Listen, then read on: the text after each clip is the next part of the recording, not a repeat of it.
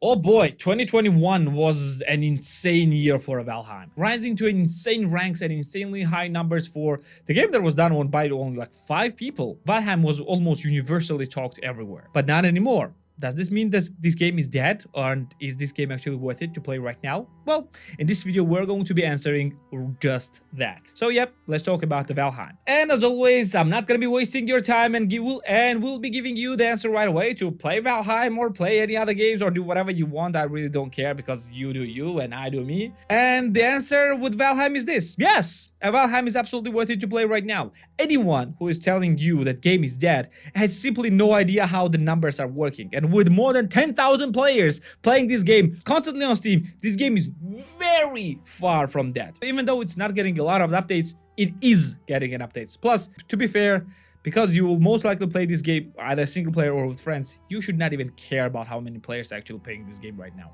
So, yep, let's now talk about the details and discuss Valheim. For the ones who doesn't know what Valheim is a survival RPG game happening in a Viking setting. So you're basically a dead Viking warrior who was transferred into this realm of Valheim, and imagine something like a Valhalla's Purgatory or things like that. And your goal is to survive and defeat few bosses. And game has a building system, crafting system, and even food and water system to just survive in the world around you. So you basically what you do is you are building bases, you are crafting your gear, upgrading your gear and weapons to go and fight against the boss, with location of which you know in the beginning, and then after you kill the boss you need to find another boss. Yeah, and for the second boss you actually need to find it, then kill the second boss, gain better equipment and weapons, then go to the third one and the fourth one, etc, etc. Each boss is tied to the different biomes. For example, one will be tied to the meadows, one will be tied to the dark forest, one will be tied to the mountain biomes, and etc, etc, etc. There are a few biomes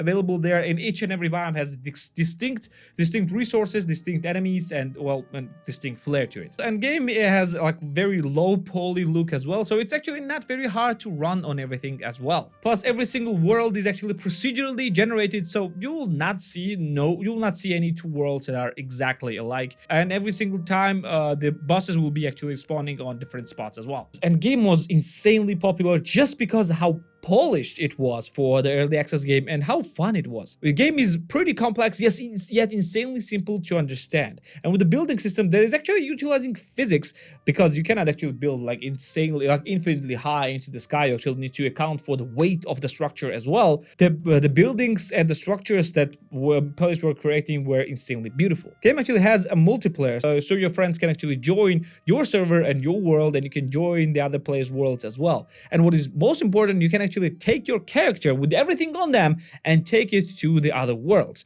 It's usually not very advised. If you'll die there and you're not gonna recover everything, you're gonna leave everything there. So yeah, you have to play it with your own risk. Game has an amazing food system that will actually buff your health and give you a bit more power. And combat is very easy to understand, yet pretty difficult to master with the attacks, blocks, and dodges. You have to constantly control your stamina. You have an ability to travel the seas as well.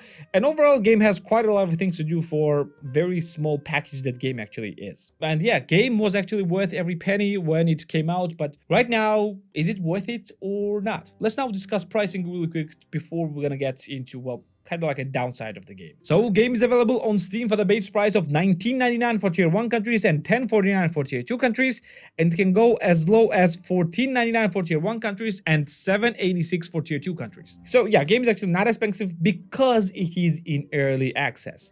Now, is it worth it right now at the moment to get this game for those prices? Yes, absolutely. For the full price or for a discounted price, because because the prices are actually pretty close to each other anyways, yes, it's absolutely worth it. You're gonna have a blast with this game, especially if you're playing with the friends. But let's talk about the little issues that are issues for some and not for others. To be fair, for me, it's not a big issue. I really don't care about that. But yeah, for some people actually do care about that. And the biggest issue is the rate of updates. Developers did not expect that game would be that big, that quick, and they did not expect so much attention. So, well, they grossly overestimated themselves on how fast they can actually release the updates. So since the game's full release, game had only very few updates that were not as substantial as other people would expect. Yes, game is getting updates, but the time between updates are measured in like half a year or maybe even full year. So yeah, you're not getting a lot of updates in the game. And that's actually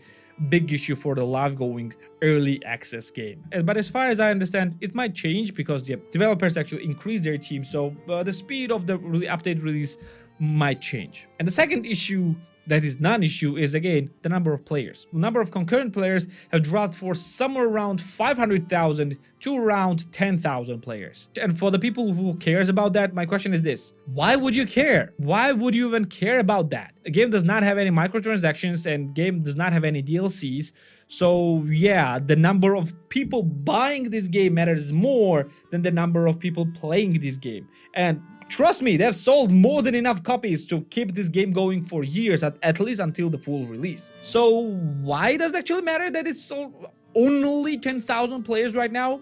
I really don't know. And you should not care about that as well, because you will most likely never play this game with a stranger. So yeah, you would not even care about that. I actually believe that this game will show itself to us once again, and we'll get to the top charts of the Steam soon enough, and it will have its own hour of fame. Because yeah, to be fair, I have not, even though I played a lot of survival games and I hated absolutely majority of them, that's just me, I absolutely love this game. And a lot of survival enthusiasts, a lot of survival games enthusiasts love this game, and people that are like me love this game as well. So yeah, it's absolutely worth every single penny of it. So yeah, my overall verdict is this: Valheim is absolutely worth it if you don't care that the updates are not releasing very often. We can play whatever the game has right now, and then play the updates things when they will come out. And you should not even care about the number of players, because it really does not matter. It's not a Battlefield where you actually need other players to play with. You don't need it here. Go and get this game. It's absolutely worth it even right now, and will be worth it for at least a few years from now on. Well, this should be it for today. Thank you for being here with me. Like the video, subscribe for more videos like this one, and I'm gonna see you in the next one. See ya.